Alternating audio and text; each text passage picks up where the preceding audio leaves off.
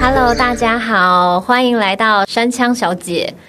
那这一周呢，我想要延续上一次分享的书籍，因为上一次分享的书籍是金端修一跟金端英子女士的一些生活哲学嘛。这一本书呢是积存时间的生活，算是续集。为什么说是续集呢？因为这本书的书名叫做从2个人到1个人。那看书名大家就知道说这对夫妻里面有1个人先离开这个地球了。那大家就是可以知道，就是不管你这一生有没有伴，有没有结婚，不管是同性异性或是你家人有没有结婚，都有可能会变成1个人。就像你来到地球的时候也是1个人来的嘛。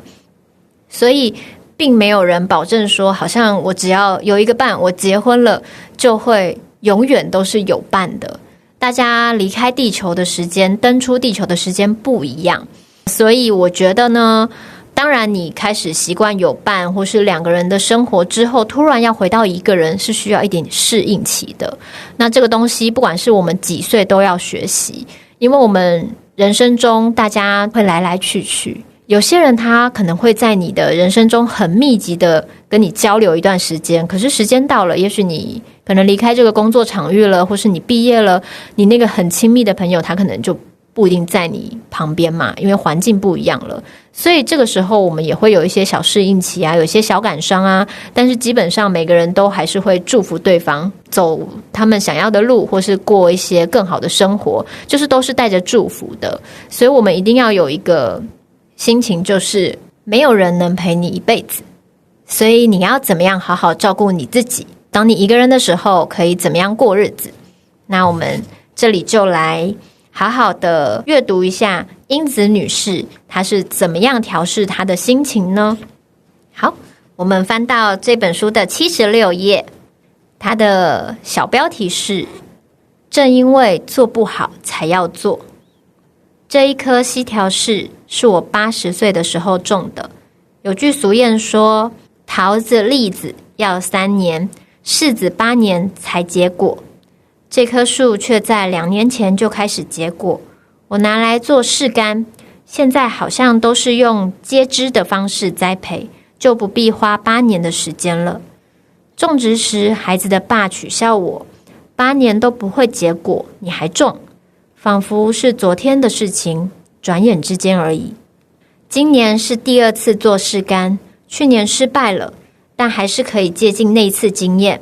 做干货时不是要用到轻网吗？要避免苍蝇聚集，就得把材料放在里面摊开来晾晒，一天要翻面通风好几次，晚上就连同网子收进屋里。我是不怕麻烦的，但不会为了好看而在上面撒白粉，这是当然的，不会加工的好像市面上卖的那样。现在是放在冰箱里面干燥，再过1个月应该就会泛白了。这个晒得太干，变得有点硬，不过放进嘴巴咬1口，会越吃越甜，味道还不错。近来就算烤了蛋糕之类的甜点，我也不太有胃口，反而淳朴的柿干比较有吸引力，有天然的甜味渗进舌尖。西条柿是色柿，和普通柿子不一样，等到全熟才剥皮就太晚了，必须在有点泛黄还很硬的时候剥皮晒干。错过这个时机，果实很快就会软化而滴出汁来。我想明年可以做得比今年好吃。光是做柿干就要一直不断的尝试才会有好结果，所以明年我要再做做看。做不好也有做不好的乐趣嘛。说到比柿，有些树会结出很大的果实，但大柿子就一直留在树上，这是因为树枝太高，没办法采收。比柿是甜柿，可以直接吃，可是1个人吃不完，因此今年要寄给关照过我们孩子爸的朋友。听说无籽的西条柿是用荷尔蒙栽培的，西条柿原本有很多籽，会让人觉得吃起来很麻烦，可能就是这个原因，市面上很少见。人类为了方便而任意改造自然的东西，不知道会造成什么样的结果。你还要再活8年吗？虽然被这么笑问，可是我觉得为下一代种植也是很不错的事。好了，这一篇就分享到这里。大家有发现吗？就是英子奶奶她在做任何事情的时候，她其实都还是会想到修一先生。接续前一本书《积存时间的生活》，我在想是因为他们两个有好好的把彼此放在生活里，所以即使是在做这种很日常的小事，你也会想到曾经一起跟你做这件事的人，想起他曾经说的话。我觉得就是长大的过程其实是不断失去跟告别的过程，你要好好学会跟身边的人说再见，但是并不表示这个人不在你旁边他就不见了，他会存在你的回忆里。所以就像英子女士说的，她说这些话都好像历历在目，是昨天的事情，可是没错，他已经不在你身边了。然后我觉得就是这种日常的小事情，跟那种好像突然又听到了自己熟悉人的声音在跟自己对话的这个东西，让我觉得很迷人。那我现在还想要再分享一篇，就是英子女士另外一个短篇，这一篇在78页，它叫做先别为以后的事烦恼。只要上网就可以在转眼之间查到各种资讯，网络上也找得到孩子的爸和我的资料。听到女儿这么说，我吃了一惊，究竟是谁把那种东西放上去的？所以妈妈要非常小心，女儿叮嘱我。因为我喜欢山野草，女儿从网络上搜集了相关资料，列印下来给我。之前家里都没有这些资料，她怕我无聊，各方面都会为我设想。又譬如汇款，不需要到银行，上网就可以轻松完成。女儿按按键盘就说，现在钱已经汇到妈妈的户头里咯。同样让我吃惊。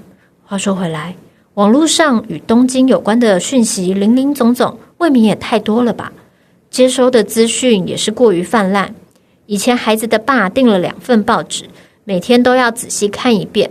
出院以后，有一阵子停止订阅，他竟然说，之前看那么多报纸是为了什么呢？前几天有位50多岁的女士来访，她的小孩即将离家独立，自己打算在60岁时离职退休，正在烦恼以后要做什么。她希望能够在60岁之前想清楚，因而来信要求参观菜园。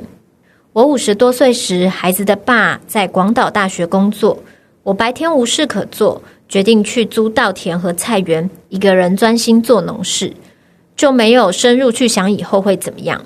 每天操劳到精疲力尽，自然不会想到未来的事。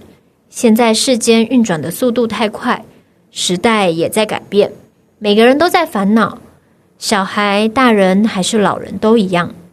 您为老年担心过吗？年轻人提出这个问题时，我回答，从来没有。有一片菜园就不怕没饭吃啊，很简单。我也不曾为老年做准备。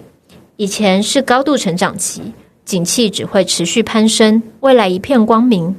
大部分的人都抱着乐观的心态，不像现在，感觉世间的气氛越来越暗淡。我认为唯一可以做的是不要太悲观，能做什么就拼命努力去做。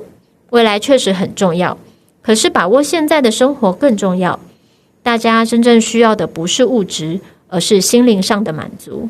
塔莎·杜朵这么说过，每个人的内心都在渴望得到满足吧，最好不要对未来过度忧虑。那备注一下，塔莎·杜朵是1915年到2008年的美国插画家、儿童文学作家，他也有一个相关的纪录片，所以大家如果有兴趣的话也可以看一下。听完这个英子女士的先别为以后的事烦恼，大家有没有感觉到很贴合最近的生活？可是其实与其一直为未来担心，还不如好好过现在的生活。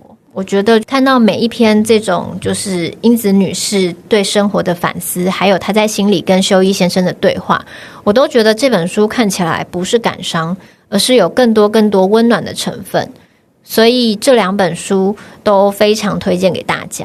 看完上次推荐的积存时间的生活跟从2个人到1个人，你会觉得好像很认识英子女士跟修一先生。从书里面认识他们，然后从他们的生活样貌认识他们，看到了这两个活到老，靠着自己的力量，就是不会是过度依赖别人，自己照顾自己，然后把生活过得很有滋味、很优雅的两个老人，让我觉得很敬佩。然后我希望我以后变成这样有趣的老奶奶，就是这个算是我的某一种比较后面想要完成的梦想吧。就是我的人生是以一个有趣的老奶奶为目标的，因为我觉得大家就是有时候会觉得好像老人就是比较很像身体很不好啊，然后好像很多事情都做不到了呀。可是没有我觉得有时候到了这个年纪，你会生出更多的更成熟、更沉稳，然后经过时间沉淀的想法。那你把它实现出来，把它用幽默的方式，或是用一个比较智慧的方式去处理它，你的生活其实也会过得闪闪发亮。所以我希望我到这个年纪的时候，也可以变成这么有趣、这么丰富的老人，这个是我的梦想之一。那今天的分享就到这里，我们下次见。